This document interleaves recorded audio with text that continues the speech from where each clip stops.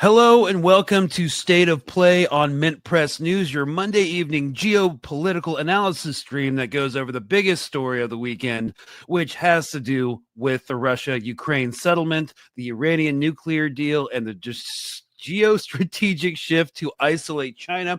We are trying to grow the platform over here, and a lot of people over the past year started following this show due to Palestine reporting, and honestly, the Ukraine war gets a lot less engagement, but I encourage you to stick around since all these wars, though, I don't believe the military action in Gaza is a war, are connected by belligerent unilateral U.S. foreign policies and the system that they represent. Capitalism, maximizing shareholder profits, protecting the U.S. and Israeli defense and high-tech industries, which we mobilize against our own citizens, isolating Russia into a second-rate power, and establishing hegemony over our biggest rival, China. It's all connected, man, and it really is. And this is going to be kind of more of an expansive episode that takes in a lot of these different issues because they're all, in my opinion, as I've expressed over the past year and change that I've been doing this show, that they're all connected and all equally relevant.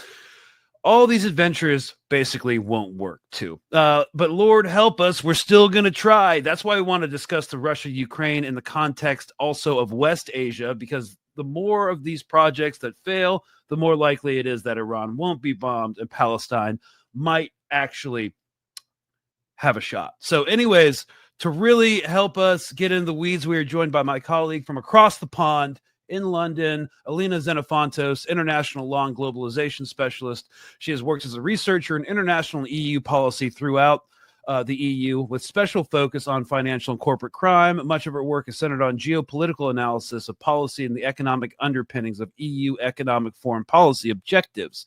She has worked with organizations such as SOMO, the Center for Research on Multinational Corporations based in the Netherlands. Thanks so much for coming on this evening. Thank you for having me. It's going to be a really interesting conversation today. It should be. This is a totally...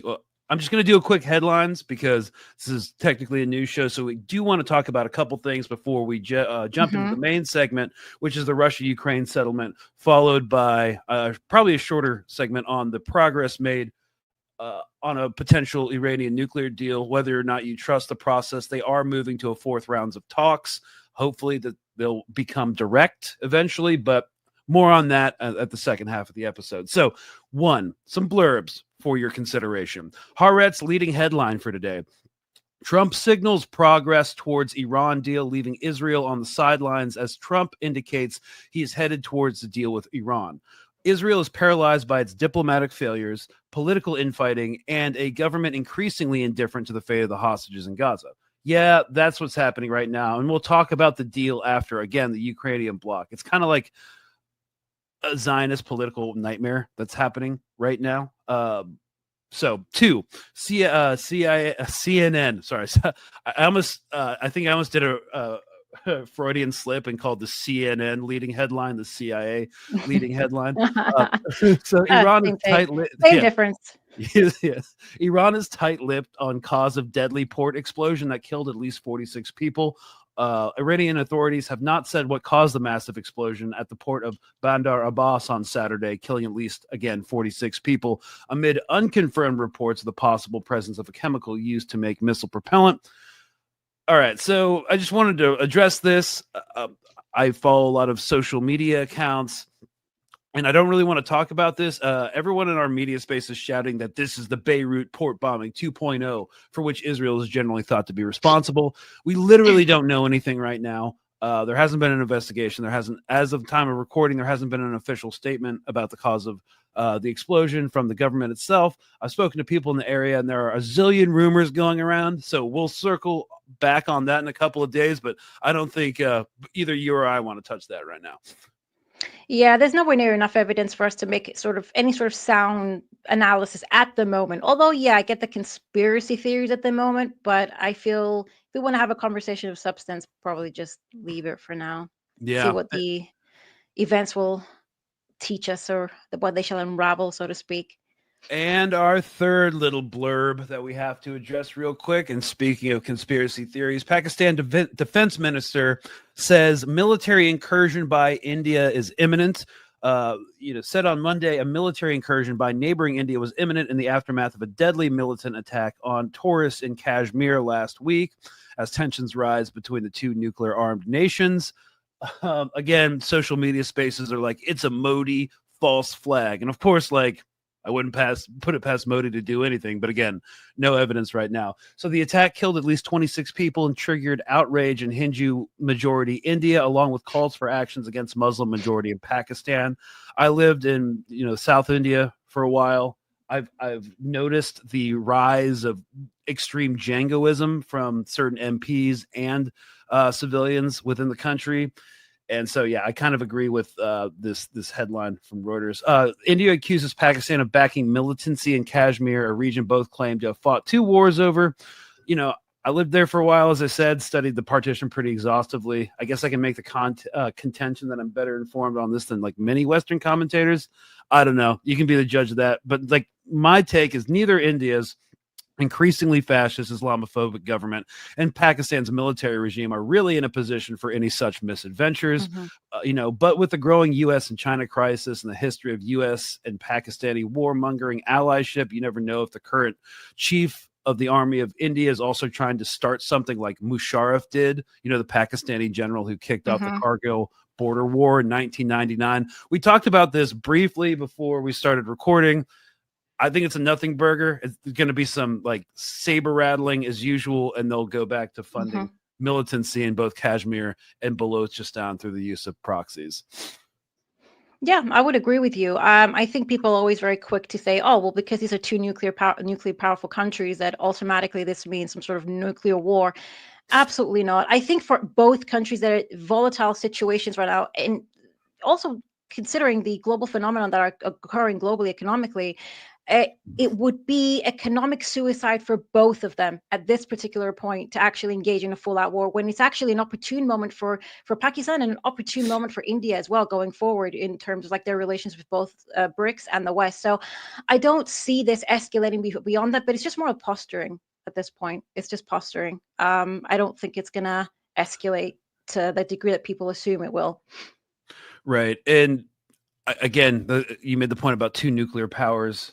They've had both limited conflicts after they were nuclearized, and it didn't really turn out to be anything. There were very limited conflicts, and hopefully the principle of mutually assured destruction will continue to prevail. Hopefully, some people have thought that it kind of serves as a template, just like the Russian Sino border conflict during the USSR, kind of serves as a template for like limited conflicts between nuclear powers that don't end in absolute annihilation. But anyways, I don't think it's even going to get to that point. So we're just going to move on. I just would like to make the point that I know that some more hardline Indian generals and their upper echelon of command are looking at Gaza and being like, can we do this in Kashmir? Or like looking at the West Bank and being like, can we do this in Kashmir?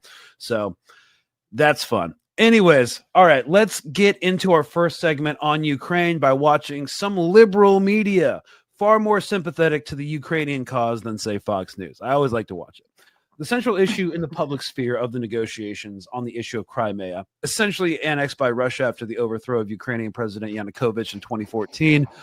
That's a whole complicated process in history. It's complicated. It's also just the tip of the iceberg of these negotiations, which are looking more and more like a Gordian knot. If you're not familiar with like Greek folklore, there's this knot that no one could untie. So Alexander the Great had to cut it with his sword. Slice it up. Had to slice it up. I think Trump thought he could come in like Alexander the Great and just slash the Gordian knot, be like, I told him I want it done in a week. And it turns out that was a good little impression there. Yeah. It turns out he wasn't the sword that could do that. But anyways, we wanted to talk about all the roadblocks that are part of these negotiations, the overriding complexity, because even like news and media reporting, like breaking points, which I listen to all the time and I love all the work that they do, but they don't really, because they're more of a news show. This is more of like an analysis show. We want to go a little bit more in depth, that other people don't really have time to do.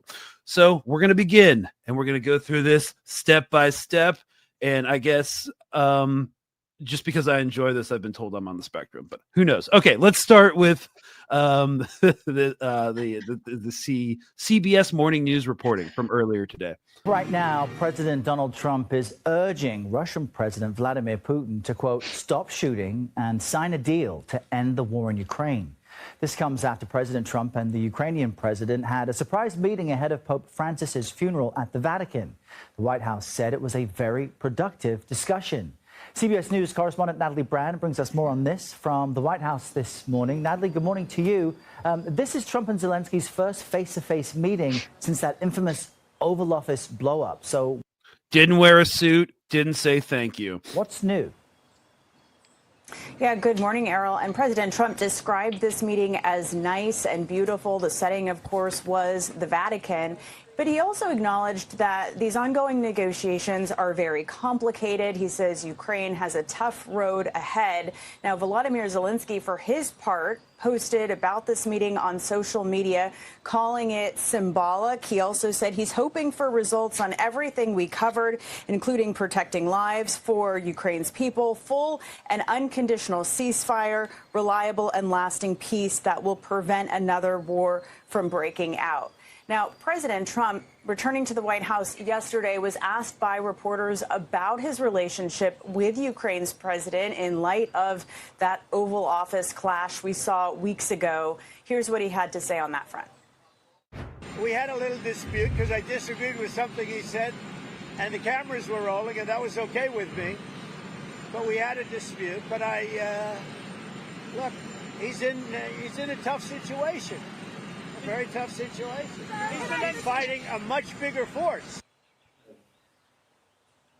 Now, as for Russia, President Trump was asked if he can trust President Putin. He said ask him in about 2 weeks. But again, he's expressed disappointment with Russia for these ongoing strikes during these ceasefire negotiations on social media over the weekend. He said there is no reason for Putin to be shooting missiles into civilian areas, cities and towns. It makes me think he doesn't want to stop the war. He says that he wants Putin to stop shooting, sit down, and sign a deal, Errol. And Natalie, we know that Russian occupation of Crimea is... This is the main point in the negotiations right now, at least, again, in the public sphere. There's a lot of other stuff going on in the background, but this is now the new focus of public attention with regards to this issue. One, if not the major sticking point. Russian Foreign Minister Sergei Lavrov discussed that on Face the Nation this weekend. And we should note this clip was recorded before Trump's meeting with Zelensky. Let's just quickly listen to that. President Trump said Crimea is not even being discussed right now. Yes, because this is a done deal. You mean Russia occupies and controls and will not negotiate the future of Crimea? Is that what you're saying? Russia do not negotiate its own territory. So where do things stand with Crimea, considering that? Yeah, President Trump was also asked about Crimea on Sunday, and he said he doesn't know how it can be brought up given that this happened more than a decade ago. It was 2014 when Crimea was seized by Russia. So those remarks really echo what he said. Yeah, I mean, Trump's whole position seems, and real quick before I get your whole take on this, is kind of like, just look at the realities on the ground. You're probably going to have to give up territory. And then we've got exclusives from the AP, Associated Press, coming out last night. Shocked by U.S. peace proposal, Ukrainians say they will not accept any formal surrender of Crimea. According to legal experts in the Ukrainian constitution, they're not even sure if Zelensky signing over Crimea, essentially, that's kind of reductive, but would entail an unconstitutional and illegal act. So the entire legal apparatus of the Ukraine is also kind of trying to figure out what this means, what this looks like. It just kind of seems like, I don't know. I don't know. What are your peace talks? Your take on this whole thing? My peace talks? I could give you my peace talks. Oh, no. Yeah. Sorry. No. No. So my take on all of this is, I don't even think that Trump has miscalculated. I don't even think that Trump has said, all right, we need to go into this and resolve the problem. My personal take in on this is that I think the United States and Ukraine and Russia, I think all parties involved in this sort of peace negotiation process are very aware that this isn't really going to go anywhere. And there's multiple reasons why I'm saying that. When it comes to Crimea specifically, this has been a speaking point now for the last couple of years. I remember when it was going to be the whole Ukrainian offensive that was planned in 2023, and Biden was saying that the offensive was going to be so grand that they were going to be renegotiating Crimea. But Russia has effectively said from the very beginning, I mean, not from the very beginning, I mean, back from 2014, Crimea was a done deal. And in fact, Crimea at that particular point, it was even acknowledged by the European Union as essentially being part now of Russia. This is actually something that isn't often discussed. Germany had even accepted it. Many states within the European Union had even accepted this particular point. And I think it was even European polls that had been conducted in Crimea, and around 98% had actually said that this was after obviously the annexation that had taken place. They were happy to at this point be a part of Crimea, and there's a part of Russia, and there is a history there with the particular region of Crimea as well, and consistent sort of polls from pretty much 1991 onwards in independence or being a semi-autonomous region or becoming a part of Russia. And they have obviously they have advocated for that for a very long time, and they even demanded from the Ukrainian state back when they were part of obviously Ukraine that they wanted referendums to take place. It's been consistent even up until throughout the 90s up until 2014, and there's obviously a plethora of reasons why Crimea is very significant when it comes to Russia's security as well as Russia's economic independence and security beyond obviously its military security. But the point that I want to make here is that Crimea is no longer negotiable, and I think that's understandable. The reason they're bringing this up is essentially to make it look as though, all right, well, if we're going to give up Crimea, but the rest of eastern Ukraine now, so that's the area of Zaporozhye, Donetsk, Luhansk, and Kherson, which are going to be the most contended issues, and that's where that's where I think you're going to see the vast majority of the negotiations taking place. So if we concede Crimea, will you give over the rest of the eastern part of Ukrainian territories that you've taken up until this point? And for reasons that we'll get into, I don't think Russia will. I think the United States is aware of that. And my personal belief is, and again, we'll get into that, this is just more so an opportunity to buy time, more than it is to actually find a resolution to this that will appease both, well, the United States in this instance and Russia. Yeah. And I think like when I was writing notes for this, we've been meaning to do this episode for a while. I'm glad we waited an extra week to see how this develops. But I would say that the current Trump administration's strategy of treating the war in Ukraine as this bilateral dispute between solely Russia and Ukraine and pressing only for an immediate ceasefire with no multi-track long-term settlement process is not going to work. And it's not working. The Secretary of State, Maric Rubio, warned, this past weekend, or warned on Easter Sunday, that the U.S. may abandon Ukraine peace talks if no progress is made soon. I think President Trump said the U.S. will pass on Ukraine, but apparently that's just part of his art of the deal negotiation tactic, because now a week later after Easter Sunday, he's re-engaged with these peace talks. It's fine. That's something that the Russians are clearly willing to endure if the U.S. passes on Ukraine, because these types of narrow negotiations, i.e. just focusing on the Russia-Ukraine issue, they have a ton of advantages, i.e. the Russians have a ton of advantages. They can keep this going. They have a greater recruitable military-aged population, larger military industrial base.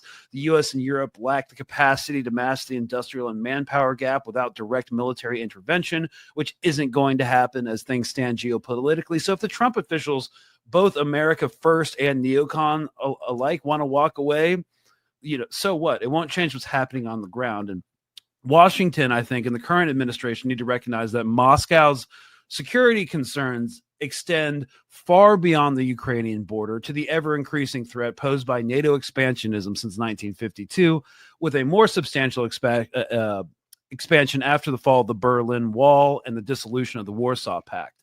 And this is the crux of where negotiations should be happening. Russia cannot decrease NATO military threat or attain economic sanctions relief by conquering Ukraine, even if they wanted to, which I personally don't see any evidence of that. And the collective West has failed to collapse the Russian economy, implement a regime change in the Kremlin, or defeat the Russian army in the field. So, yeah, that's kind of like what they're just addressing this as a bilateral negotiation between Ukraine and Russia, and not necessarily dealing with the broader security concerns of NATO, and they're not dealing with the Western security concerns, or at least what they pretend to care about, like what's happening in Eastern Ukraine. So they're just the Trump administration, or at least Trump himself, is just treating this as an isolated issue. Just Russia and Ukraine come to the table, work it out, or we're walking away.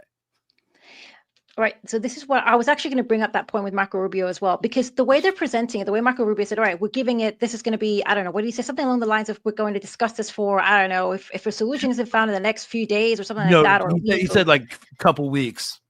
A couple of weeks, something like that. He said something along, he gave like a very short sort of time span by which to find some sort of solution between the two parties. Then we're going to sort of walk away from the situation. But walk away from what situation? Ukraine wouldn't be able to sustain a war against Russia had it not been for the aid that they're receiving from NATO ally states and from the United States, whether it's through the weapons shipments and missiles and satellite satellites, so in order to help them with GPS guided missiles, etc. So I mean, and I think actually the Russian sort of political class has even stated this like repetitively, where they've said that, if Ukraine had received aid from the Western states, whether it's from the United Kingdom, whether it's from the United States, Ukraine wouldn't be able to survive as long as it has. Sure, maybe for a few months, but not obviously for it's like 3 years now. So, I mean, when they're saying we're walking away, does this mean effectively that you will no longer provide Ukraine with military assistance? Because as it currently stands, Ukraine's entire base in order to combat Russia is through the United States. So this is why I'm of the personal belief.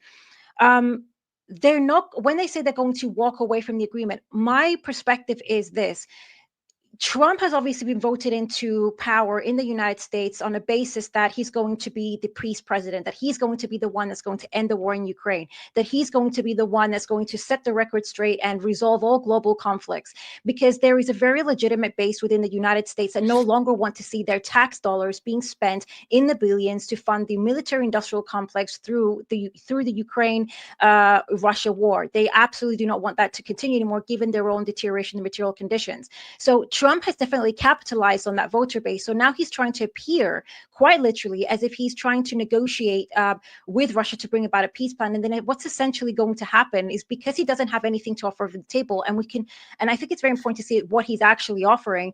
When obviously the negotiations will fail to deliver, he will then ultimately blame Russia quite extensively by saying that they were not willing to negotiate in good faith, and then probably find the means by which to justify the continuation rather of the war, the war against Russia, or the Russia-Ukraine war. And because, like I said, it will be the U.S. military or the U.S. state that will continue to fund, or if it's not them, it will be Europe. But that's the thing, like you said, the Western military-industrial capacity has significantly deteriorated, but the EU more so than even the United States. And in fact, the EU has now cashed out 2.7 trillion euros in order to basically militarize itself, which is the most that the EU has invested in militarization since World War II. And I think something like a 17% increase, and even changed their regulations when it comes to their deficit sort of laws, therefore meaning that they're essentially bypassing deficit laws in order now to essentially kind of fuel the militarization of the EU. And this is coming, by the way, at the expense of welfare for, Europeans within the European Union. So yeah, a slashing of social program. Yeah, but this is going to take time. It's not going to be possible. So if Marco Rubio really means, okay, well, we're going to walk away from the situation, does that mean you're going to actually walk away? Does that mean that you're actually going to stop providing Ukraine with the kind of military infrastructure that it needs to combat Russia? I don't think so. So I do believe that we're going to see a continuation of this. And like, I just want to say one last thing before you say something, because when we look at the as well, what was Trump's offer to begin with? Trump's offer to begin with was freeze the conflict. And essentially put in, I think, sort of like create a buffer zone by which, UN peacekeeping forces will be placed in Ukraine, which is also significant if they actually do want to perform mineral extractions in Ukraine in the first place, because you do need to provide some sort of security for investors to actually invest in Ukrainian extraction of minerals if the United States really wants to sort of extract that. But that will not be acceptable to Russia either, because that's essentially placing NATO military within Ukraine. So any option that Trump has put forward, and I think they're very aware of it, is something that's just going to be non-negotiable. It's meant to fail. That's the way that I see it. Meant to, yeah, perhaps. I just think that it's kind of like U.S. foreign policy is not so much realpolitik. It's ideology. It's heavily ideological based, more so than other governments we look at. Whether it's meant to fail or going to fail, I think the performative effect is the same. I do anticipate seeing arms continue to flow to Ukraine. Maybe they'll try to hush it up a little bit. Maybe there'll be like less HIMARS and attack them, long range missiles, and more like defensive weaponry to, I don't know, allow them to continue negotiations with Russia while still putting up some sort of military pressure. But with regards to negotiations in Washington, is at least saying publicly, end it or we're out. And I don't believe, again, like you, that's really on the table. And with the mineral rights issue, they're saying we want mineral rights because we've pumped so much money into this war. We deserve something in return, kind of like a sunk cost fallacy adjacent argument. And this is not the point to focus on, because the Ukrainians believe that those deposits are theirs, but now they're mostly in Russian controlled territory. And Russia lacks the logistics currently to extract them and deliver them to end user markets. And maybe an arrangement can be made between the three parties over this. But as you say, if they need like a buffer zone with NATO, essentially NATO troops, for investors, Russia, in order to provide security for the industrialization and extraction of that region, they're not going to be cool with this. But this is one contentious issue that the Trump administration insists on sticking to. It's just one small piece of a larger diplomatic puzzle. And now that they left this talking point and we're moving on to the de facto Russian annexation of Ukraine, and whether or not the Ukrainian Western governments will recognize the de jure Russian control and administration of the Crimean Peninsula, I don't know. I just feel like the search for a stable and lasting peace settlement to end the Ukraine war must also be founded on a recognition of certain inescapable realities, which I do credit the Trump administration for being like, hey, you're probably not going to get this territory back. I don't think you have anything to offer for it. The Russians are in a strong position right now, and we can't really pressure them to do it. We can offer sanctions relief. We seized $300 billion in Russian assets, which we're then funneling to fund the Ukrainians against the Russians. We have that leverage, but also failed to collapse the economy, failed to institute regime change in the Kremlin. So I guess, I don't know. It just doesn't seem like Ukraine will not abandon its desire to be part of the West socially, culturally, and economically, and Russia will not accept any settlement that allows Ukraine to become part of the West militarily. All right. So I wanted to bring up 2 points because I agree with what you're saying, and I'm going to tie it all together. Just bear with me. So the cool. 1 point, no. So basically, we also saw this week, a couple of days ago now, I think, not this week, a couple of days ago, there was also a killing of a Russian military commander in Russia, which I don't know if you saw. This is like the second time they killed like a high profile sort of Russian general in Russian territory, like within mainland Russia. And obviously this was most likely, as we've seen them before, executed by Ukrainian intelligence. And something that's always worth noting is that, as we remember in the New York Times article that was published last year after interviewing over 200 U.S.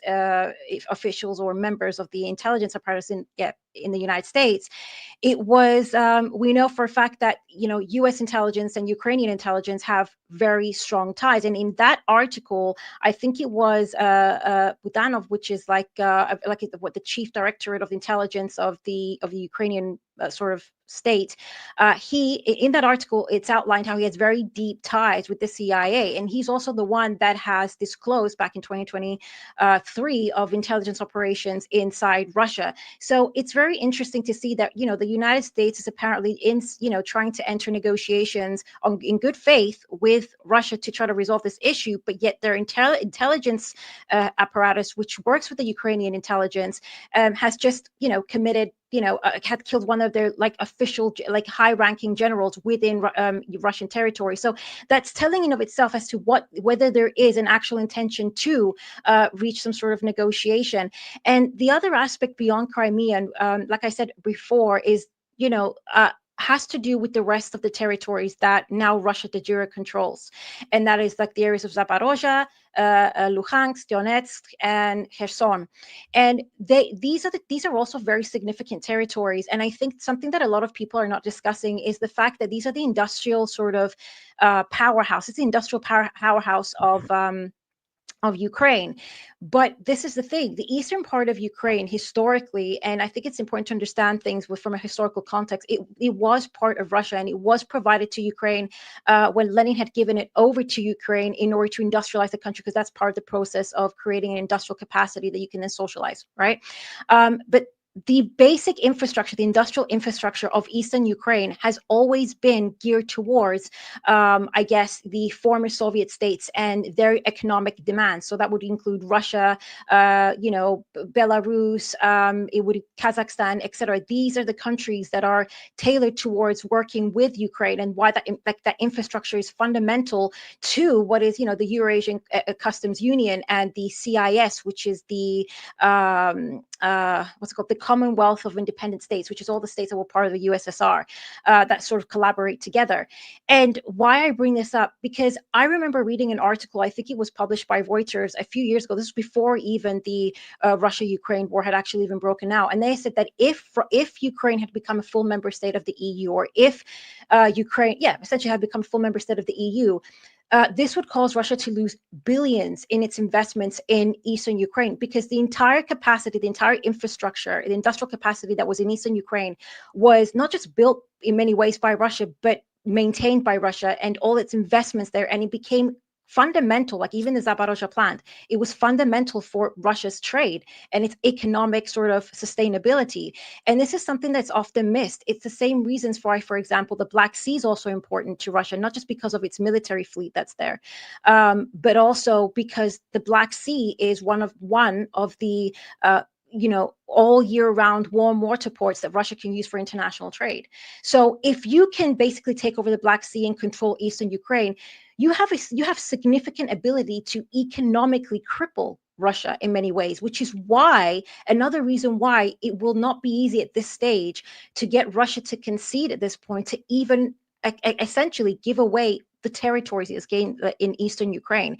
And that's, I think, something that a lot of people do not discuss enough. It's mostly focused on NATO and obviously the threat that NATO is to Russia militarily, and obviously its need to surround Russia militarily. But there's also another aspect here, and that's the economic factor.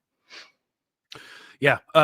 People talk about NATO expansionism and be like, Russia also is acting like any other state in its own best interests. And yeah, great power politics dictates that they're going to try to hang on to this no matter what. And so another thing that's happening as a result of this, and we've talked about this multiple times, is about Washington also does not like the increasing and unprecedented security relationship between like Russia, China, Iran, mostly, again, in my estimation, due to U.S. belligerence as a collapsing unipolar power. And if the Trump administration were any way canny about this settlement process, they would like invite Beijing's special envoy to Ukraine to visit the U.S. to discuss a settlement, which Biden refused to do, even though it was something Beijing wanted. and this would kind of like pressure the Russian government a little bit. It's just a small lever. For example, offering China a role in a post-settlement reconstruction scheme in Ukraine is just one example of a political and economic mechanism that is outside of NATO or Eurocentric peacekeeping solutions. There's also the possibility, and this is more of like a neoliberal take, a conscientious neoliberal take, like put forward by like the Quincy Institute, who I think generally as in terms of think tanks go. Meanwhile, a couple of position papers mapped out this idea of like potentially in order to allay Russian security concerns about ethnically Russian people in the eastern Ukraine, which were demonstrably being persecuted by Ukrainian nationalists prior to the opening of hostilities a couple years ago, would be to take NATO membership for Ukraine permanently off the table, and maybe start a EU ascension process where if Ukraine wants to be part of the West, like culturally and socially, by EU membership, they would have to accede to certain like human rights, population across the board standards, protections, etc., so that couldn't happen. That's just kind of like one solution I've seen that these more centrist think tanks, like non-hawkish think tanks, have been putting forward. What do you think about that? I mean, there's two things. So the one thing, let's discuss first. I will discuss China first, and then the EU, obviously inducting Ukraine into the EU. With regards to China, I mean, it's definitely, that would be a potential, way to approach the topic, bring China into the negotiations, and then offer China some sort of, economic deal in Eastern Ukraine that will therefore act as a buffer between Russia and Ukraine, but also in the West in many ways. But the problem with that is, I mean, the United States has a direct conflict of they have direct conflict with China, because China is an uprising superpower, but also a major competitor. And a lot of what we're seeing when it comes to U.S. foreign policy, irrespective of who's in power, what party is in power, is the desire to obviously break the multipolarity that's currently unraveling with China in the leading position. They want to sustain global hegemony. And so by providing China with that degree of power, you're directly going to be contradicting the objectives that you have, which is total unipolar control. You don't want to give China that control. You don't want Russia to essentially come out on the other side as a not only having essentially kind of got what they wanted out of Ukraine, but also more powerful, and now with closer relations with China and with BRICS continuing to exist in a harmonious way, because that's the greatest threat right now to, I guess, the Western imperialism, Western corporations, and their need to be driven, which is rather the entire basis of Western capitalism is their need for constant profit maximization. And so this is, any sort of competition that will deter and obstruct their ability to sustain their profit margins will not be tolerated. And in order to obstruct that, you need to destroy China, you need to destroy Russia and Iran, which you can get into at a different point. So that would be giving China a huge leverage over the United States if they did something like that. I mean, you can, before I get into the EU, if you want to say something. I just have to say, for not saying that I trust Marco Rubio as far as I can throw him, because I don't, just for the sake of like journalistic, I guess, fairness and integrity. There have been multiple interviews that he has done over the past year, even before he was confirmed as Secretary of State, where he talks about the moment of unipolarity is unavoidable. And that's why he's kind of pushed for this Monroe Doctrine 2.0, like getting out of geopolitical conflicts and focusing more on the hegemony over the American continent, more so than anything. That's where kind of this idea that, where we talk about Panama, where we talk about Greenland, where we talk about having a increasing relationship between the United States and Bukele, the world's coolest dictator in El Salvador. So I do see a genuine push for more engagement within the American continent, and maybe, I don't know if you believe him or not, a withdrawal from all of these kind of bonfires that we're starting around the world. I mean, Trump definitely does want a Nobel Prize. Yeah, but that's the thing. I mean, All right. So if you lose control over, I don't know, say Western Asia, you lose control over Eastern Europe, you lose control over Asia as a whole, rather, and you've just focused on just the Americas, and you've got the rise essentially of BRICS. You're essentially going to be losing your ability to, I mean, you have to understand the United States, unfortunately, is not, driven by its political class or even like the political parties. It's driven by corporate interests, and that's where we have to understand, like the ability to sustain profits within within an environment where direct competition is now going to take place in the form of BRICS and China. Even if BRICS and China were supposed to, be contained within, I guess, the African continent and Asia. That would automatically diminish these corporations' ability to sustain themselves in the same way that they currently are. They will be significantly weakened, because you need to be able to consistently find new mediums by which to exploit and extract in order to preserve, I guess, your profit margins. Otherwise, that will begin to fall. I mean, this is one of, like I said, I think I've mentioned it before on, one of the other programs that we've had together. Within standard economics, even within classical economics, there is a tendency for the rate of profit to fall within competition, unless you change the kind of system that you kind of function within. This is going to happen in the United States, even if they were to focus in just the Americas alone. But furthermore, I mean, if China grows significantly, if BRICS grows significantly, and Iran becomes more powerful, and Russia becomes more powerful, and they begin to industrialize, and the BRIs actually continue to grow in a way that begins to industrialize countries even within the African continent. I mean, this would increase their level of power and influence that will then eventually filter into the Americas. So, I mean, if you're the United States and you want to sustain your power, but also, maintain global hegemony, even through dollar dominance, which is one of the main sources by which the United States has been able to, be able to control the global economy and enrich itself. Well, the corporate class in this particular case has been through the dollarization of the world. And that will continue to be the case if they allow, for example, China, BRICS, Russia, and Iran to grow and just focus on Central South America.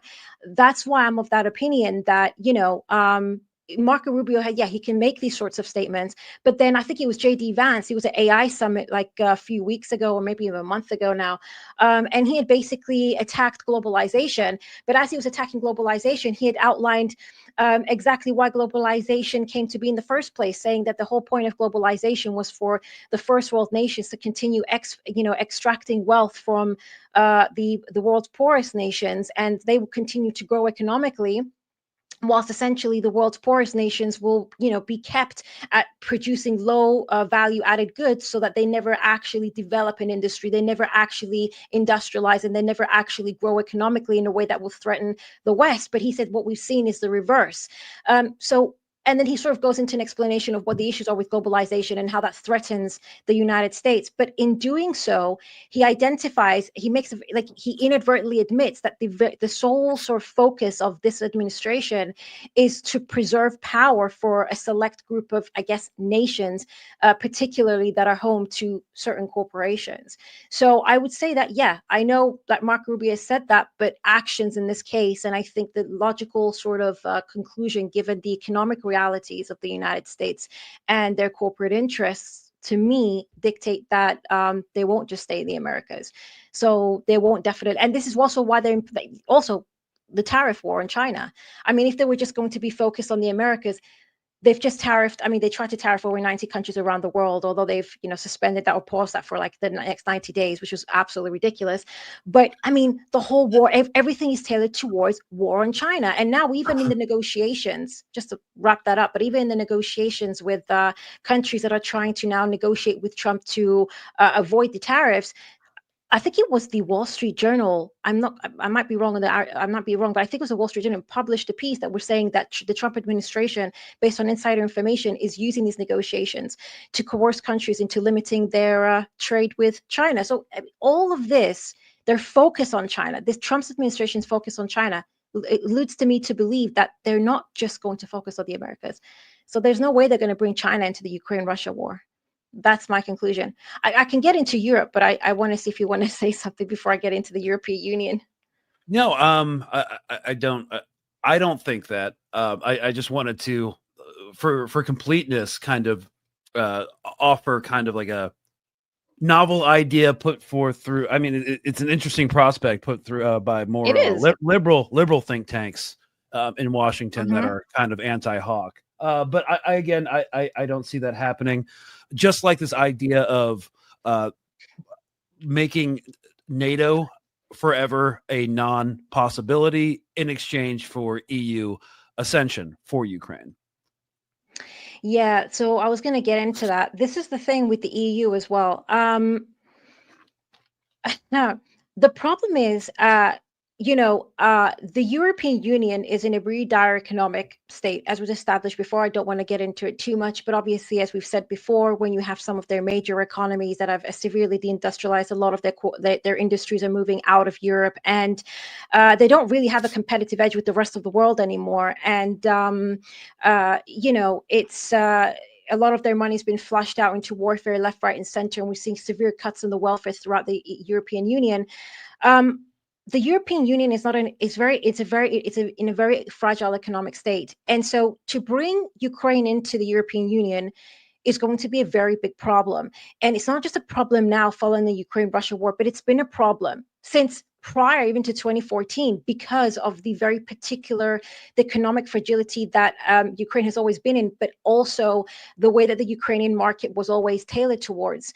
I mean, right now, first of all, Ukraine is in major debt. I mean, this was the case before, obviously, 2022, and now, I mean, it's essentially owned by, investment banks and BlackRock, which essentially has now taken control over Ukraine's investment plans and strategies, and Raytheon and Lockheed Martin essentially own well, not technically them, but like all these, these financial institutions that loan money to pay for all this military equipment that they're essentially getting.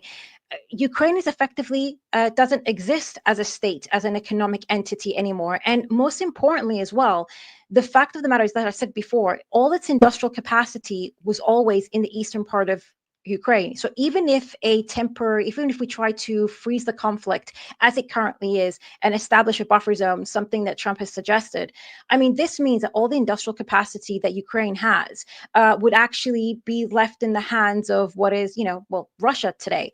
And the interesting aspect here as well was that even with the FTA, which is a free trade agreement that was established with the EU, even prior to the war in Ukraine in 2022, Ukraine was always going to turn into an agricultural economy, because to become a part of the EU, it's a very expensive project. It means that they would have to change the way they run their economy, the way that they run their industries. They'll need to meet EU standards, which are incredibly expensive. This would eventually wipe out a lot of their small to medium businesses that won't be able to compete with the sort of standards of the EU.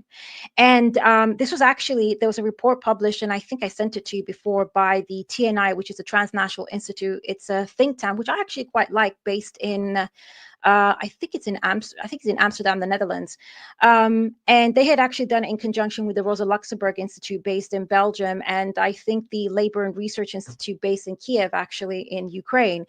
And they had even run computer simulations, and they had actually found that the FTA, or any sort of accession of Ukraine into the EU, would essentially completely industrialize Ukraine, and it would effectively turn into an agricultural economy, essentially impoverishing the Ukrainian people. And this is obviously, this report was published in 2016. This is actually going to become far worse now, given the war and the impact that it's had on the Ukrainian people. And this is going to be terrible for the entirety of the EU, because now you're bringing in a country that is economically destroyed.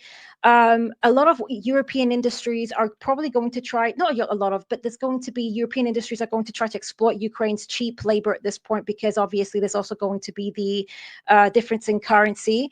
They're going to obviously move into Ukraine to exploit the cheap labor. This is obviously going to affect the labor markets in join the EU, it would also mean that Ukrainians will be able to move into the EU freely now. So a lot of Ukrainians will probably take the opportunity, if they become part of the EU, to enter into the EU markets, and you're seeing the rise of the far right in the EU, who already have a major issue with the Russia-Ukraine war and the impact that it's had, and all the Ukrainian refugees, but also the refugees that are coming now from the Levant region because of the, of everything that's going on there.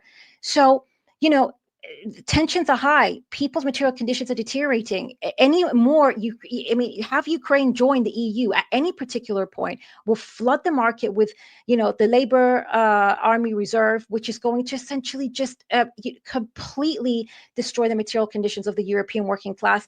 It will exploit the Ukrainian working class even more so. And, ultimately, the whole thing will just create, it would just erupt. The European Union basically, what I'm concluding with is they cannot have the Ukraine become part of the EU. That is out of the question. So the idea that they'll become part of the EU as a prophylactic measure for NATO, I don't see that happening either, because the EU can't afford that.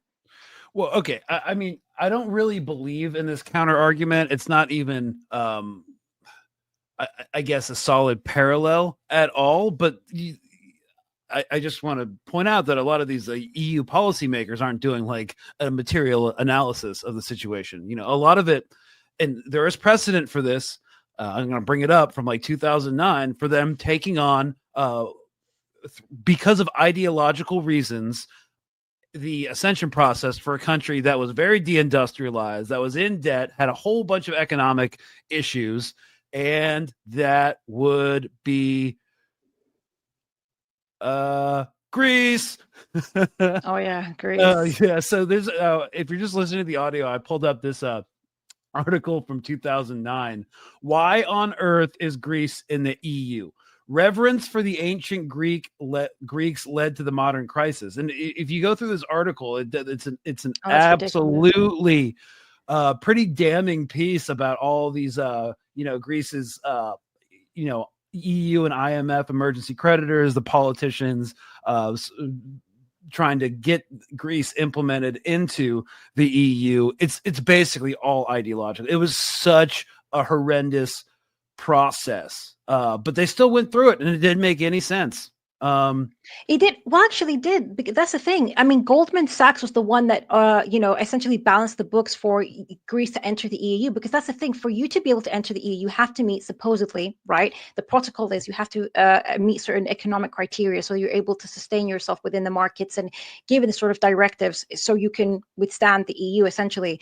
And although Goldman Sachs, among other sort of investment banks as well, they were very aware that Greece didn't have the economic capability to be able to, manage itself within the EU. But they essentially balanced the books. And what happened? But it was such a painful process. It took. Yeah, but who made money? I mean, that's the thing. It's something called the bailout business, right? The corporations, the banks involved, whether it was, Deutsche Bank or a lot of the German banks, the French banks, it's a form of predatory loaning almost. They're very aware that they weren't going to be able to pay back, but they make money off of default, of countries defaulting. Look at the same thing happened with Argentina. It's about to happen again with Argentina. They love it when countries go into default. I mean, the political class in Greece, for example, they're corrupt. They made significant gains out of it, but the working class suffered austerity as a result of that. And in the meantime, every major bailout that Greece had, all three bailouts, 98% of the bailouts with the money that was given to them essentially went to German and French banks. They lent money to Greece in the first place. They allowed Greece to become part of the EU, knowing that they weren't going to be able to manage, and then they made money off of it. It was a massive scam. I mean, it's what we call the bailout business. That's what it was. Right. I think there was a term for that. The same thing with Ukraine. I think the conditions with Ukraine are different. And again, I don't think this is kind of like a really tidy counter argument. I just wanted to put it forward that they could do a similar thing for Ukraine in a post-war settlement. Yeah, they could, but they could at least try. I mean, my argument would be they did this before with Spain. They did it with Greece. They did it with Cyprus, and we saw the impacts that had on the European Union because it's collapsing under its own contradictions. And that was at a point where the European Union was at its peak. Let's say it was at the point when it was stronger.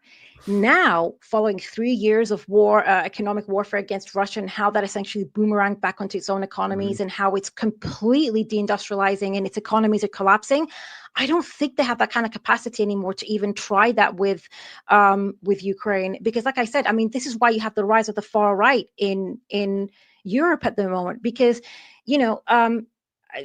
like I said, people are losing their jobs. I mean, bankruptcies have skyrocketed in a lot of, particularly in Germany, but in a lot of countries within the European Union.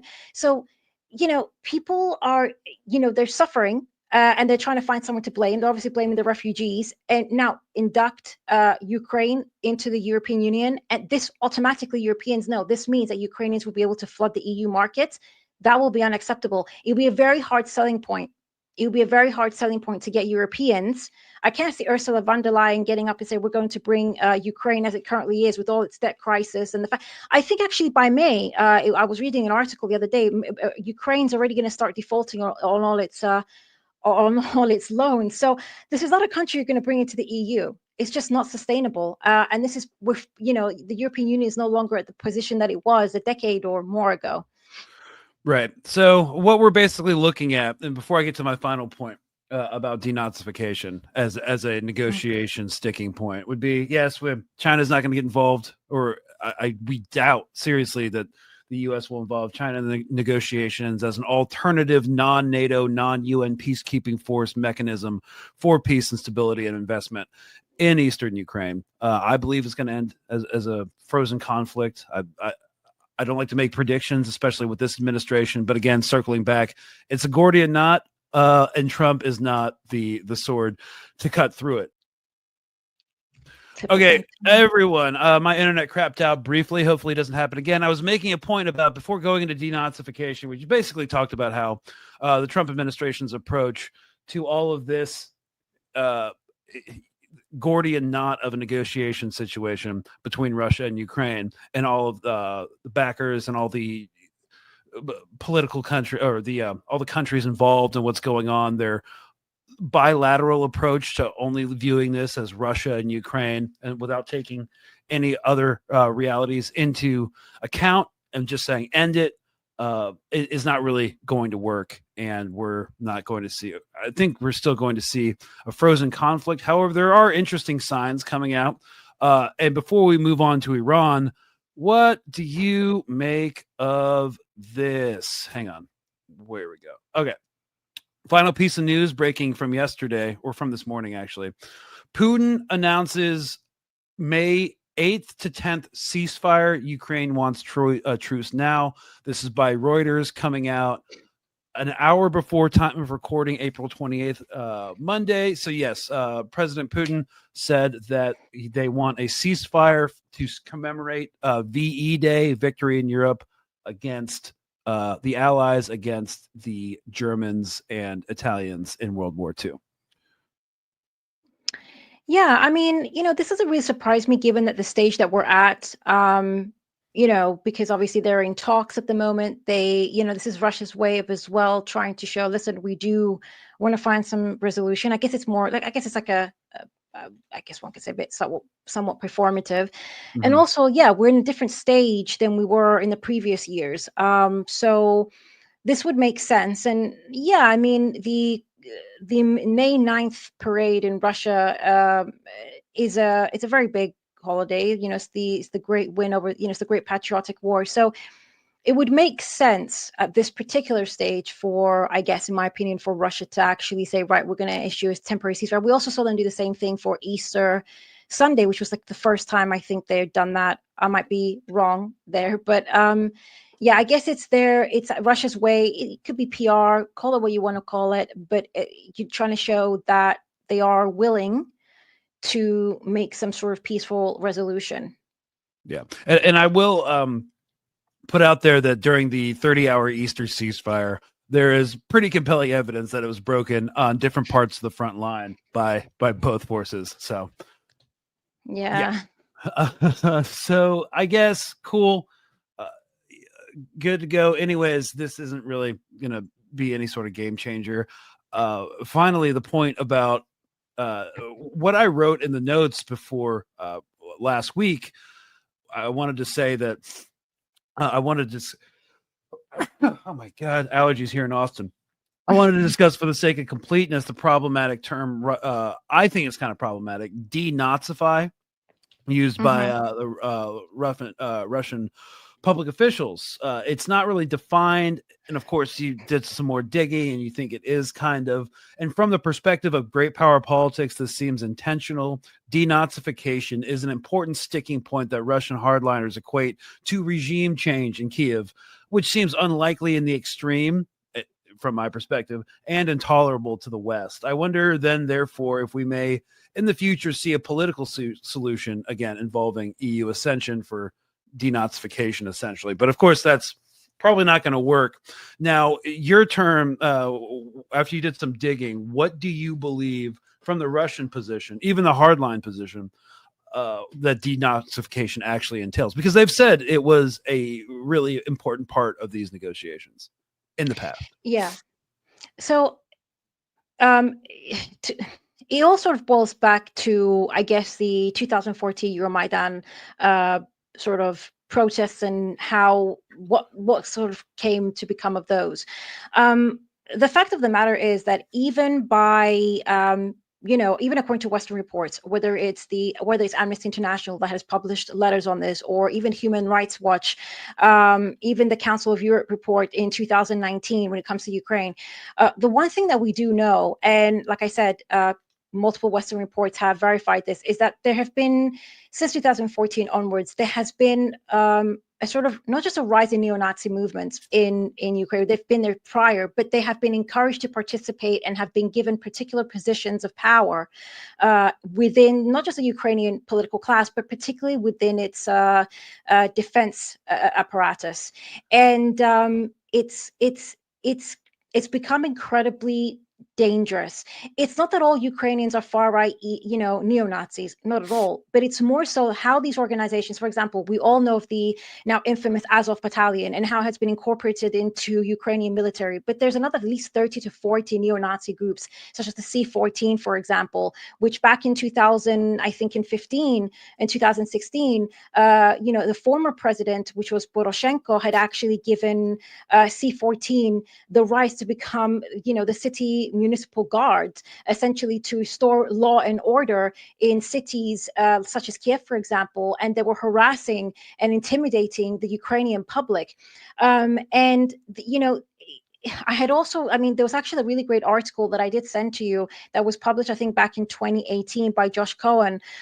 He had published it on multiple different media outlets, and he had sort of gone into a very deep dive and explanation as to how even the Ukrainian government is essentially held hostage by a lot of these far-right militias because they have acquired this particular power.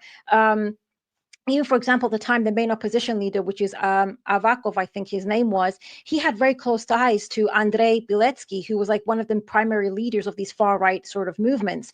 And, Avakov, he was also essentially, I think, the defense minister. He's also the minister that was in charge of the policing in the United States, or in Ukraine.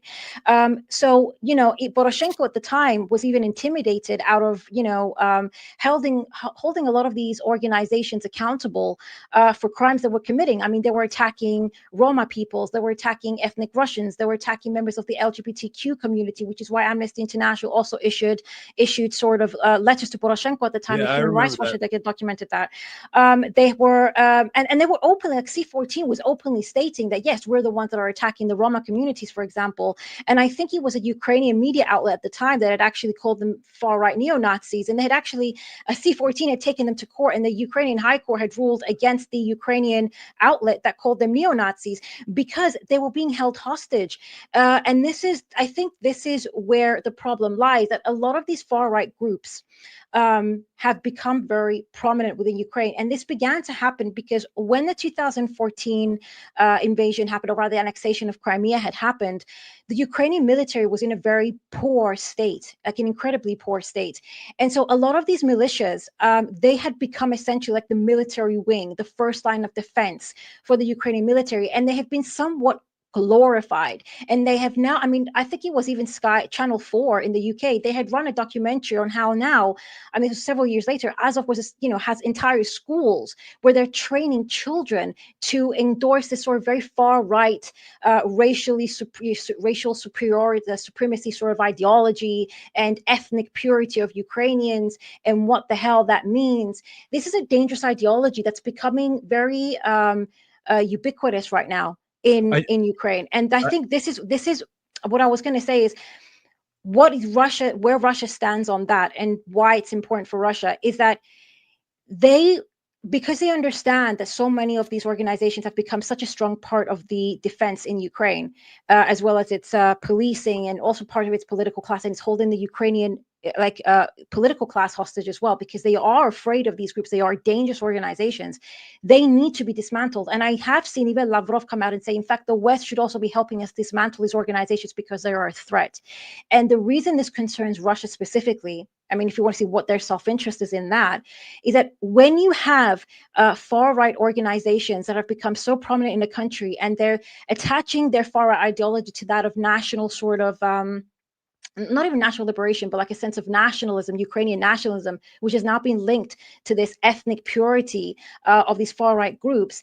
Even if there's going to be a peace deal tomorrow, and Russia says, okay, we'll agree to all the terms and conditions, etc., these groups are going to be still present in Ukraine, and at any given point they will instigate conflict again, because they are dangerous. And they also become, because of their ideology, they're also the prime targets, and they lend themselves over to, I guess, Western imperial powers, who will use them, fund them. And we know that they've already been trained. Like, for example, Canada have been trained in Azov, and the Operation Orbital in the UK have been training a lot of these sort of organizations through the so-called Ukrainian military. But they were essentially, knew who they were dealing with at the time. So they will become easy mediums by which to instigate conflict again, that would probably target Russia because of this whole, ethnic purity argument. So if Russia wants to establish and secure its borders, obviously it needs to eradicate anything that can be used as a weapon against it. Because we've seen this happen. I mean, even in Syria, when you have radicalized groups in a particular country, they can be used against you. And I think this is why Russia is concerned about dealing and dismantling these groups. Right. It would also be nice if they could start by denazifying Wagner Group as well. But anyways, it's true, but they do. Yeah, they do. So I guess the point here is, this is the kind of like nail in the coffin for me, in terms of the current negotiation stance for Ukraine, Russia, as it stands right now. Because what is the Ukraine going to do to denazify based off these preconditions? What, send troops against Azov and other militias that are fighting on the front? It's just not going to happen. It's just not. They're the most powerful force that they have in Ukraine. Azov Battalion is one of the most powerful forces that they have in Ukraine. And I think this is where the problem lies. And I, a lot of these Russian officials have said, we, not just Russia, but as a collective, even the European Union, if they're so concerned about international human rights, etc., they should not be sponsoring and supporting and giving media space to these organizations. Because every time even CNN talks about the Azov Battalion, like, yes, we know they're far, they're just brushing it off. But the seriousness that these groups, their ideology and the threat that they are, not just to Russians, but to the Ukrainian people of, whether they're Tatar, whether they're, like I said, Roma, whether they're leftists even. I mean, back in 2015, they had actually established the anti-communist law. So fascists definitely come from the left first. But anyways, but yeah, it's true. Yeah, I think now that we've kind of highlight all the challenges to these negotiations, which I definitely want to do a deep dive in, because I don't know, I keep seeing, like, I guess you would say the kind of like center right liberal media, seeing hope in this, and people in MAGA world being like, yeah, he's gonna get a deal done. It's like, I don't see it happening anytime soon. So I basically don't believe this administration when they say anything. I also think there's so much bombast and back and forth and like Trump can be persuaded for a different course of action based off the last person he's talked to. In fact, Reuters just came out with an article today, or was it Axios? Oh yeah, Axios. The art of persuading Trump. That's a good title. I don't even know what it's about yet, but I'm interested. It's a good title. Behind the curtain, the art of persuading Trump. 10 hours ago. Basically, it details from an insider point of view how you properly influence Trump, and it's how people in Washington are acting around him and getting him to switch his position every now and again. And so this kind of brings us to Iran for the kind of final like 15 minutes, maybe. Yeah. So basically the thrust is nuclear deal. U.S., and this is again from Axios, U.S. says further progress was made in third round of nuclear talks by Iran. The U.S. and Iran concluded on Saturday the third round of nuclear talks, agreed to meet again on May 3rd, said Omani Foreign Minister Badr al-Busaidi, who is mediating between the parties. Again, let's highlight here, these are still indirect talks done through Oman, the Omani government, because they both have equitable relations, both with the United States and Iran. The United States currently does not have any formal relations, diplomatic relations with the Iranian government. So the talks on Muscat on Saturday were the first time the parties divided into technical details of a possible nuclear deal, especially the limitations the U.S. wants to impose on Iran's nuclear program. So basically, they're just building trust and rapport through this new diplomatic relationship they're trying to cultivate in order to get these talks through.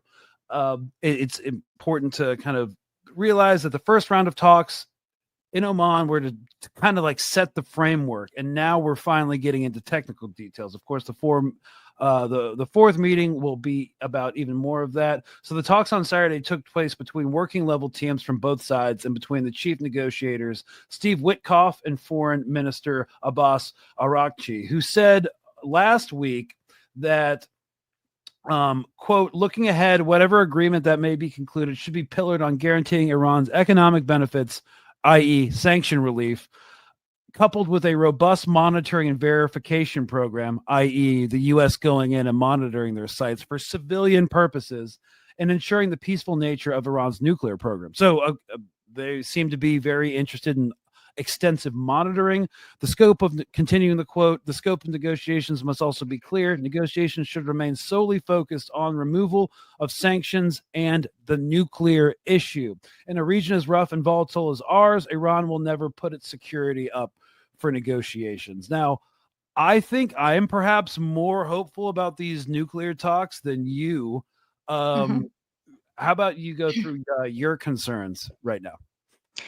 All right. So the way I see what's happening with Iran is sort of what I said is happening with Russia. So what we're seeing is that the Trump administration is trying to, I think his whole legacy is I went in and I've tried to negotiate with both Iran and Russia. But I think ultimately, just like I concluded in the case of Russia, it's going to fail. And then ultimately it's going to be dumped. The blame is going to be dumped on Russia, by which then they should continue the war. And he would have appeased his fan base by saying, well, I did the best that I could, but Russia is an unreasonable actor in this. And they're going to, just give them enough time to strategize and maybe see how they're going to deal with Russia in a different way, as well as rejuvenate its own military stockpile and capacity. Similarly, I think that the same thing is happening with Iran. If we go back, and I know I've referenced this before, but I think it's always a worthwhile read. If we go back to the Path to Persia article that was report that was published back in 2009, the report explicitly states that the path to diplomatic persuasion began under actually the Bush administration. The entire paper, which I think is 170 pages, it's a report that essentially, by the Brookings Institute, strategizes on how to bring about regime change in Iran, or invade Iran, or to break down Iran, or essentially to take over Iran, whether directly or indirectly. This is what this report is, and they go through a plethora of options. In part one, it says, I think it's Part 1. An offer Iran shouldn't refuse. That's called Chapter 1, page 23. And in that, it says that going back to the Bush administration, like I said, the objective was to begin to renegotiate with Iran on a different way. And the idea is to offer Iran a deal that would look as though, they can't refuse it. It's a great deal. They should accept it. We saw the Obama administration actually did something along those lines. And then essentially to find a reason to blame that the collapse of the deal, or if it doesn't go through, is effectively blamed on Iran in order to galvanize the international community, in order to generate sort of pretext for a war or some sort of attack on Iran. Now, in this article is specific because it's again, like I said, it's 170 pages. It's quite extensive, but it even actually highlights, and I really want to bring this point up, that the United States is very aware that nuclear weapons, even if Iran tried to develop nuclear weapons, would not in any way threaten the United States in any way, shape, or form. Not even Israel. They have no delivery system. No, but that's the thing. But this is the thing, that it wouldn't even be a threat, even if that be the case. Like it wouldn't even be a threat. But the reason that they're focusing on it, sorry about that. The reason they're focusing on it, and as the article actually, or rather this report actually states, the biggest threat that Iran is to the United States is the axis of resistance. It actually outlines that rather clearly, because it is a threat to the status quo, and it is a threat to the normalization of the Arab-Israeli relations. And it actually says specifically, it is a threat. Iran is a threat to the status quo, but the international community will not be galvanized by that because it doesn't threaten them in any direct form. This is a threat to the United States and its interests in the region. So how do you galvanize support against Iran and a war against Iran, who doesn't appear to be a threat to the vast majority of nations around the world? And that is attaching the idea of nuclear power and threat to Iran. So what they're going to try to do, and this is one of the options, like I said, is they're going to try to say, okay, well, look, we're trying to peaceful negotiations with Iran, and if it fails, it's on them. And similarly, at the same time, if you're looking what's happening in Israel, Israel has been carrying out sort of quite extensively, like these sort of practice, like these sort of military drills and practice as to how, if they were to invade Iran, etc. Whilst all this is going on. And if you look at one of the chapters on the Brookings Institute report, one of them, I think it was chapter 3, it's labeled as leave it to Bibi. And it literally says encouraging Israel to essentially do the United States dirty work. So this is the way I see it. We're going to see more negotiations take place. We're going to see them buy time. This is my personal perspective, as we've seen them do before, to try to entice Iran into a supposed nuclear deal. They're then going to either pull out of the deal like they did back in 2018 with Trump, and then blame Iran for failing at some point or another to actually essentially abide by the deal. And then by that point, when this happens, this gives the West and Israel enough time to solidify, or rather consolidate, power in Syria, which is very unstable at the moment, and they need to try to consolidate it in order to normalize with the Abrahamic Accords, and to set themselves up militarily within the region, whether it's in Syria, Iraq, etc., in order to be able to target Iran at the right time. Because right now, they don't have that capacity to do so. Because and this is where I'm going to conclude, the idea that the United States would ever want to collaborate with Iran or will allow Iran to exist is a fallacy from the perspective of imperialism. Because as we saw, I think he was the foreign minister of Iran. He was recently in China. He's actually keeping China up to date with the talks. This is how significant China is to Iran. And in fact, Iran is now trying to ramp up their, because they entered a 25-year-long agreement. There's a 25-year-long agreement that was entered between Iran and China, whereby China is going to heavily invest in Iran's infrastructure. And Iran is actually trying to wrap it up, that process, so there's even more investment in Iran, so they can kind of develop the kind of industrial capacity that it needs to grow significantly.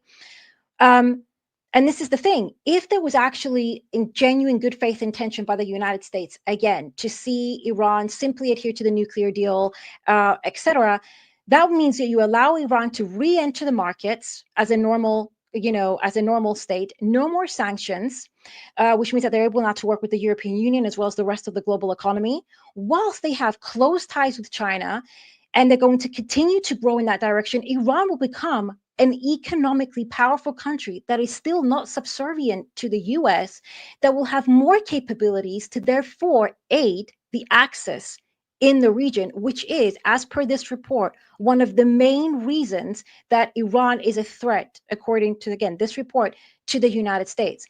And not just that, it also means that you're emboldening and giving, emboldening BRICS, which is, and the BRI, which Iran is a central part of, which is the greatest threat that you, as the United States, have to global hegemony. So my personal belief is that they won't allow for that to happen. There's a plethora of reasons why you need to see the current state of Iran that is completely, a resistant state in a way to Western imperialism. You would need to see them essentially, either you want to see regime change or the complete subordination of Iran.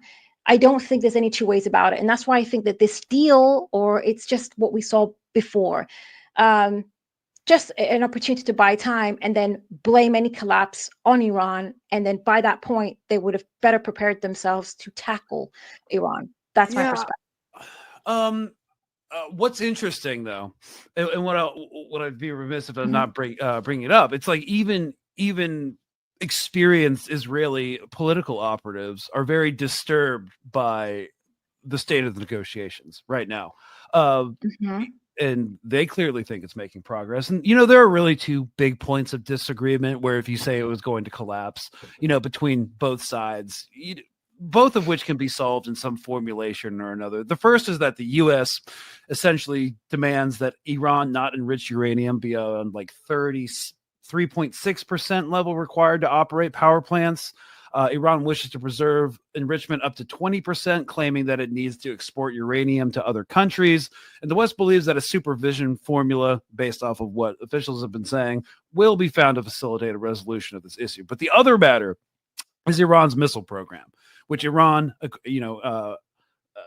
Foreign Minister Agraki said, we're not going to bring up security concerns. It's unwilling to discuss it, claiming it's not pertinent to the nuclear issue. And of course, this position is currently unacceptable to the U.S., in part due to the possibility of Iran arming missiles with nuclear warheads. Of course, they don't have anything, we don't think, that could reach U.S. soil, but the atmosphere in the talks is apparently good and productive. That's what like all the water cooler talk on the Beltway is. And it's hard. It's worth mentioning that Israel, for the first time, is out of the loop in the negotiations room. And this is the Trump administration, and different rules apply. Like, I often look, because U.S. foreign policy doesn't really change, but there is some stark differences between the Bush, Obama, and administration administrations than there is right now. Of course, this is also completely different from, as you mentioned, Trump's first administration, where he waited a year, then tore apart the JCPOA, the first nuclear arms deal spearheaded by Obama, which he scrapped, partly because I believe he's dictated in some part by ideology. He doesn't want to be associated with Obama. He is a intense loathing of Obama, it seems, at least publicly. He was one of the big birther conspiracies where, he's not actually an American citizen and therefore couldn't be public, because, he's from Kenya. He also is incredibly resentful that Obama has got a Nobel Prize when he was president. It was something that he mentions all the time. Even Scott Bessent, Treasury Secretary, brought up in an interview last week how Trump deserves the Nobel Prize. Elise Stefanik has brought it up. All his inner cabinet and inner circle are like kind of on board with this idea. And it's been a lasting talking point over the past 100 days. I do think that, of course, he's very volatile and capricious. And if someone reminds him, like one of his aides reminds him, hey, the current nuclear deal is looking a lot like Obama's JCPOA. So you're completing his legacy. And then Trump might just decide to just scrap the whole thing. I think, of course, I believe that U.S. foreign policy is not necessarily determined by the president, obviously, but shticks that like Netanyahu and the pro-Israel lobby used during the Obama administration, like trying to bypass the president through elected officials, will not work with the Trump administration, because he cannot politically outflank Trump from the right. And whatever Trump decides, Netanyahu will have to praise and adore as the greatest achievement in history. So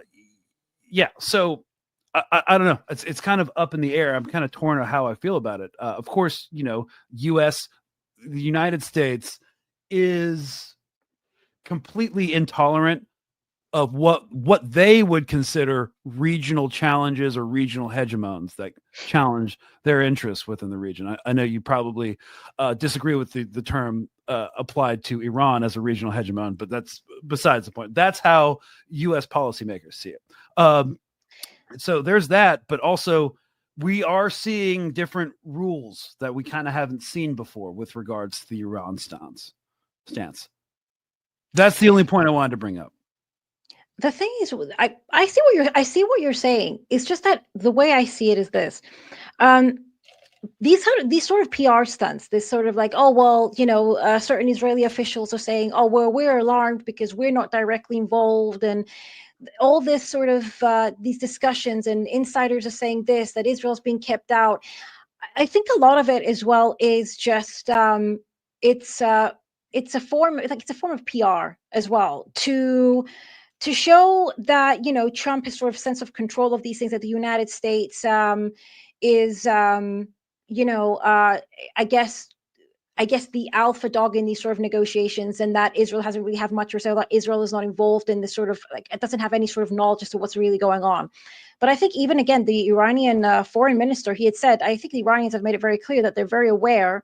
And I think I was reading a report about it today, that Israel is very not even necessarily involved, but is influencing the talks. This is something that Iran is rightfully very conscientious of.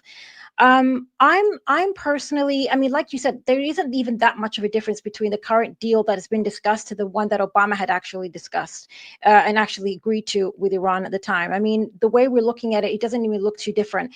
So my personal perspective is that I think they're trying to bring about, like I said, I do think that they're trying to bring about a deal that ultimately they're going to find a reason to pull out of. I mean, I know that there's like, oh, Israel is surprised, etc. But the deal went through the first time, and even though, yes, you could argue that the Israelis tried to bypass into the Obama administration, etc., and they failed to do so. I think this is the thing. I feel like in this case we're playing a bit too much into like the political I guess game here a bit, because at the end of the day, the United States has the reason that they even back Israel to the degree that they do is because Israel serves the strategic interest in the region. Iran doesn't. And I think, I don't want to repeat myself, but like at the end of the day, they don't. An empowered Iran that will continue to exist as it currently is, re-entering the market whilst they're working and entering to deeper collaborations with China and Russia and all that will sort of bring about. I mean, honestly, I don't think that serves the United States in the long run. It doesn't even serve their I guess, Israel in the long run, or Western Asia in the long run, because it's more powerful Iran.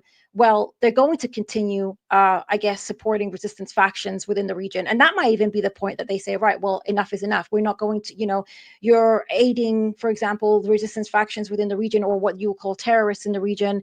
And that might even become an opportunity, like that might become the reason that they pull out of the deal. There's so many variables here. But yeah, like I said, one of the main reasons Iran has been the threat that it is because of its asymmetrical warfare in the region that has, and my number one in that report that I said, it's for its position on Palestine as well. Like its position on Palestine. I mean, yeah, but I will have to say that I definitely feel like that the whole, and I'm sorry, I don't want to have to like cut up, but we do. I'm being told by the producer like we have to wrap. All right, we'll wrap. Okay, I know this could go on for another 3 hours, especially because I bring up the point where the U.S. from a foreign policy and intelligence perspective is not like too unpleased with the state of the axis of resistance in West Asia right now.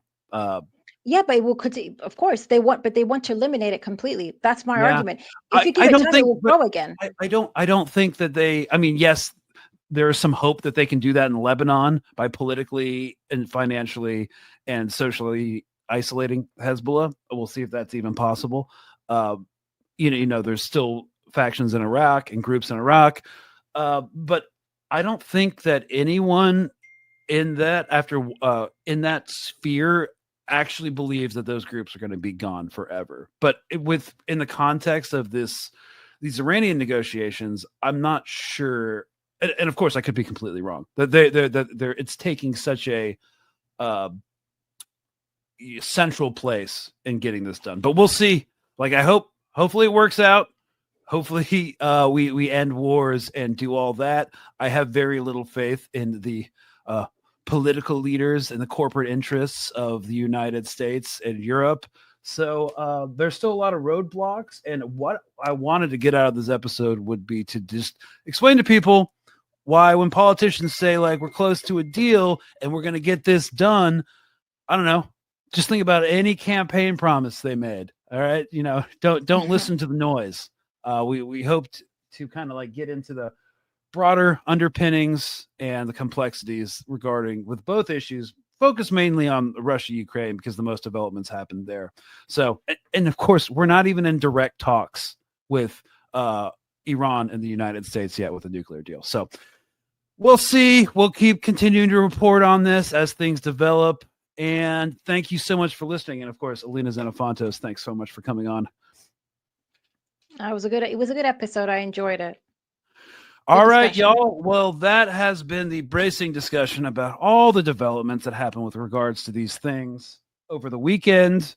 And of course, we might be doing an India-Pakistan episode, but I honestly believe it's going to blow over. Could be wrong. But anyways, be looking out for that. And thanks so much for watching. Y'all have a good